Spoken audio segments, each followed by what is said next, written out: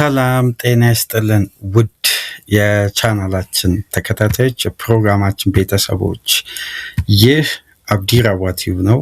ፕሮግራማችንን ላይክ በማድረግ እንድትጀምሩ ላይክ ስታደርጉ የዚህን ፕሮግራም ተደራሽነት ተደማጭነት በእጅጉ ከፍ ስለሚያደርግ ላይካችሁ ይጠቅመናል። ላይክ እያደረጋችሁ ፕሮግራማችንን ተደራሽነቱን ከፍ እንድታደርጉ በአክብሮት እየጋበዝን ይህንን ፕሮግራም ከሀገር ውጭ የምታደምጡ የቻናላችን ተከታታዮች የሁል ጊዜ ድጋፋችሁን በሱፐር ስቲከር፣ ሱፐር ቻት፣ ሱፐር ታንክስ ድጋፍ እንድታደርጉ የአክብሮት ግብዣችን እያቀረብን የመጨረሻ ክፍል ፕሮግራማችን ትኩረት የሚያደርገው የዓለም ዋንጫ የትናንትና ምሽት ጨዋታዎችን በተመለከተ ይሆናል።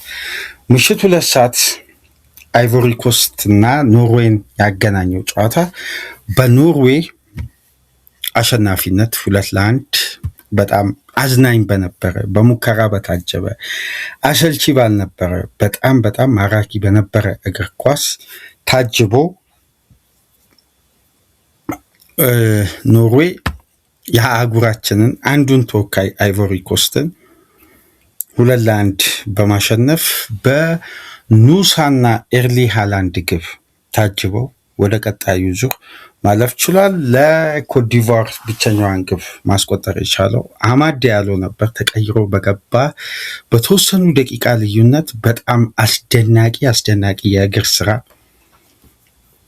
አማድ ጨዋታውን ባላንስ ማድረግ ቢችልም ቀደም ብሎ 39ኛ ደቂቃ ላይ ከማርቲን ኦዲጋርድ የአርሴናሉ አምበል የኖርዌይ አምበል ለኑሳ አመቻችቶ አቀበለ። በግሩም ቴክኒክ የአርቢ ሌይፕዚጉ ዊንገር የክለቡን ጓደኛ ዲያማንዴን ነበር በተቃራኒ በአንድ አይነት ፖዚሽን የገጠመውና በግሩም ሁኔታ አስቆጥሮ ኑሳ ቀዳሚ ያደረገ ኖርዌይን። ከረፍት መልስ 74ኛ ደቂቃ ላይ ተቀይሮ የገባው አማድ ዲያሎ በግሩም ቴክኒክ በጣም አስደናቂ ግብ አስቆጥሮ አይቮሪ ኮስቱን ወደ ጨዋታ መለሰ። 1-1 ነው። ወደ ተጨማሪ ደቂቃ ይሄዳሉ፣ ወደ መለያ ምት ሊጓዙም ይችላሉ በሚል የፉክክር ሂደቱ ባላንስ በሆነበት ደቂቃ ላይ አንድ ክለብ አንድ ብሔራዊ ቡድን በስታንዳርድ በኳሊቲ ሁሌም ትላልቅ ጨዋታዎችን ከሚያሸንፉባቸው ምክንያቶች መካከል ያሏቸው ወርልድ ክላስ ተጫዋቾች አቅም ነው። ይሄ በአብዛኛው የእግር ኳስ ቤተሰብ ይታመናል ብዬ አስባለሁ። ባለው ወርልድ ክላስ ተጫዋች አቅም አንድ ትልቅ ጨዋታ ቢግ ጌምም ፕሌይኦፍም ምንም ሊሆን ይችላል ይወሰናል። ሃላንድ 86ኛ ደቂቃ ላይ የተገኘበት ፖዚሽን ያስቆጠረበት መንገድ ኖርዌይ ሃላንድ አላት፣ አይቮሪ ኮስት ደግሞ ያላትን የፊት መስመር ኳሊቲ የትናንትናውን የቡድኑን አውት ኤንድ አውት 9 ቁጥር ስትመለከቱ የዚህ ጨዋታ ልዩነታውን ውጤት ለምን ኖርዌይ ያለፈች ለምን አይቮሪ ኮስት ወደቀች? ይሄ የክላስ ጉዳይ ነው፣ የጥራት ጉዳይ። ሃላንድ አስቆጠረ። በዓለም ዋንጫ 5ኛውን ግብ አስቆጥሮ ሃላንድና ኖርዌይ 16 ውስጥ ትኬታቸውን ቆርጠው እሁድ ዕለት ብራዚልን የሚገጥሙ ይሆናል። ጋብሪኤል ማጋሌሽ ከኤርሊ ሃላንድ በፕሪሚየር ሊግ የጀመረው ፍጥጫ በዓለም ዋንጫ ይቀጥላል ማለት ለሌላ ትዕይንት ዓለም ዋንጫ በድጋሚ ጋብዞናል ማለት ነው። የበለጠ ተጠባቂነቱን አስቡት። ይህም ፕሮግራም በነገራችን ላይ የምታደምጡ የቻናላችን ተከታታዮች የብራዚልና የኖርዌይን ጨዋታ ቅድመ ጨዋታም ድህረ ጨዋታ ነጥቦችን ይዘን እንመጣለን እሁድ ለሚደረገው ጨዋታ በጣም ምክንያቱም የሃላንድና የማጋሌሽ ጉዳይ በኖርዌይና ብራዚል መካከል ስላለውም ልዩነት በደንብ መነጋገር አለብን። የሁለቱ ብሔራዊ ቡድኖች አሁን ላይ ያለው አቅም ግን በነገራችን ላይ የፕሮግራም ሁለቱንም ያካተተ ነው። የፈረንሳይ ድል በስዊድን ላይ የተቀናጀችውንም እናነሳለን አብረን በጋራ ጠቅላላ አድርጎ ለማንሳት ያክል ነው። የሃላንድ አስደናቂ መሆን ሃላንድ ከ1 ሰዓት በላይ በአይቮሪ ኮስት የመጫወቻ ክልል ውስጥ አንድ ኳስ ሳይነካ ቆየ።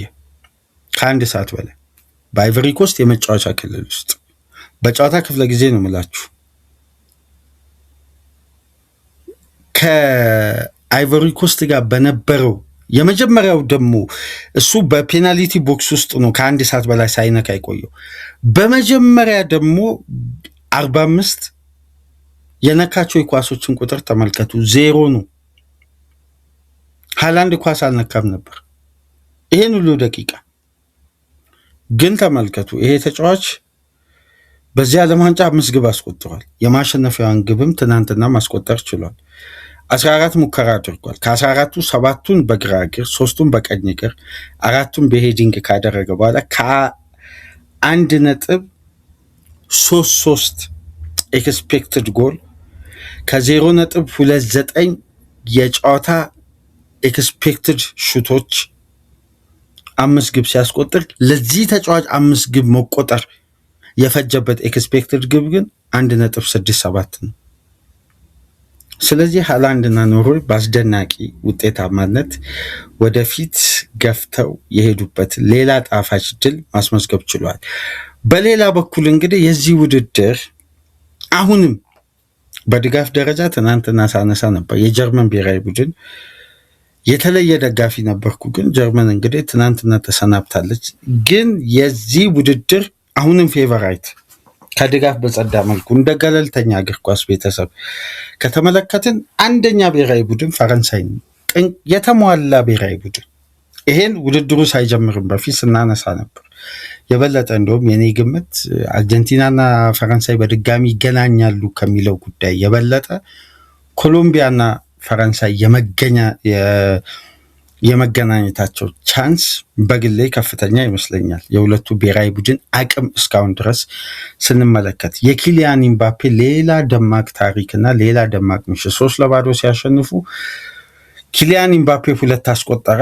አንዱን ግብ ደግሞ ብራድሊ ባርኮላ በሊቨርፑል በጥብቅ የሚፈለገው ዊንገር አስቆጠረ። ለባርኮላና ኢምባፔ 2 ግብ የሆነ ኳስ አመቻችቶ ያቀበለው ኦሊሴ ነበር። ለኤምባፔ ደግሞ አንዷን ኳስ ከረፍት በፊት ዴምቤሌ ነበር አመቻችቶ ማቀበል የቻለው። በሪከርድ በታጀበ እንቅስቃሴ ፈረንሳይ ስዊድንን 100% ማለት በጣም በአስደናቂ ሁኔታ ነው በከፍተኛ ብልጫ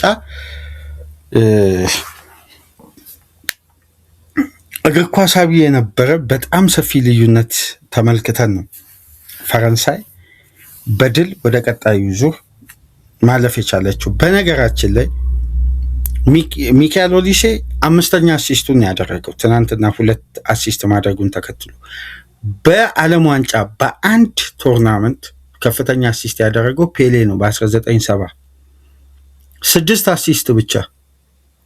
ገና 32 ውስጥ እንዳጠናቀቁ 5 አሲስት አለው ኦሊሴ ብቸኛ ተጫዋች ነው። ልብ በሉ ይሄ ገና 32 ውስጥ እያለን ኦሊሴ ያለው የአሲስት ቁጥር ነው 5። የዚህ የዓለም ዋንጫ ትልቁን ከፍተኛ ግብ የሆነ ኳስ አመቻችቶ ያቀበለው ተጫዋች ፔሌ ነው በ1970። ስለዚህ የመስበር ቻንሳቸው ምን ያክል ከፍተኛ እንደሆነ እንመለከታለን።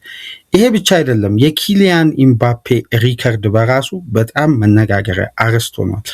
ይሄ ተጫዋች በአሁን ሰዓት በዓለም ዋንጫ 18 ግብ አስቆጥሯል። በ18 ጨዋታ 18 ግብ በ18 ጨዋታ 9ኙ ኖክአውት ስቴጅ ነው። ማንም 9 ግብ ኖክአውት ስቴጅ ሊያስቆጠረ የለም። አሁን ያስቆጠረው ግብ ከሊዮኔል ሜሲ በአንድ ነው የሚያንሰው። ሜሲ ካስቆጠረው የዓለም ዋንጫ የግብ ብዛት በ18 ጨዋታ 18 ግብ ማስቆጠር በጣም ይሄ ቀላል ነው ለማለት ይከብዳል። የኪሊያን ኢምባፔ ሪከርድ በጣም ከሚጠበቀው በላይ ከፍተኛ በጣም ሪከርዶቹ፣ ምክንያቱም አሁን ተጫዋቹ ከሚገኝበት እድሜ አንጻር ይሄ ሪከርድ ኪሊያን ኢምባፔ የመስበር እድሉ በጣም ሰፊ ነው። ለወደፊትም በዚህ ውድድርም የመስበር እድል አለው። የበለጠ ደግሞ በቀጣይ ዓመታትም የመስበር እድል አለውና አሁን ላይ ባለው ሁኔታ ከሆነ የኪሊያን ኢምባፔም አስደናቂ ሪከርድ እንደቀጠለ ነው። ፈረንሳይም በድል ጉዞዋ ላይ በነዚህ ወጣት ሱፐርስታሮች በአስገራሚ መልኩ እንደውም ጨዋታውን ለተመለከታችሁ አንድም ተመጣጣኝ ፉክክር አልተመለከትንም። የበለጠ የፈረንሳይ የበላይነት በደንብ ሜዳ ውስጥ ይስተዋል ነበር። በጣም ሰፊ ልዩነት። የፈረንሳይ ማጥቃት እኮ 2 ግቦች ተሽረው ነው እሱንም 3-0 ያለቀው። የኪሊያን ኢምባፔ አስደናቂ ፊኒሽንጎች በተስተዋለበት ጨዋታ ነው እንግዲህ በሰፊ ልዩነት ፈረንሳይ ያሸነፈች፣ ወደ ቀጣዩ ዙር ተሻገረች። ኖርዌይ ያሸነፈች፣ ወደ ቀጣዩ ዙር ተሻገረች። እስቲ በቀጣይ 16 ውስጥ የሁለቱንም ሀገራት የሚገጥሙትን ብሔራዊ ቡድን ጨዋታ፣ ድህረ ጨዋታም ቅድመ ጨዋታ ነጥቦችንም ወደ እናንተ ይዘን የምንመጣ ይሆናል። በ5 ፕሮግራም ዕለተ ሮብን ከእናንተ ጋር ቆይታ አደረግን። ላይክ፣ ሼር፣ ሰብስክራይብ አድርጉ። ከሀገር ውጭ የምታደምጡ ድጋፍ አድርጉ። ከእናንተ ጋር ቆይታ ያደረግኩት ሚናድ አብዲ ነበርኩ። ሰላም ቆዩ።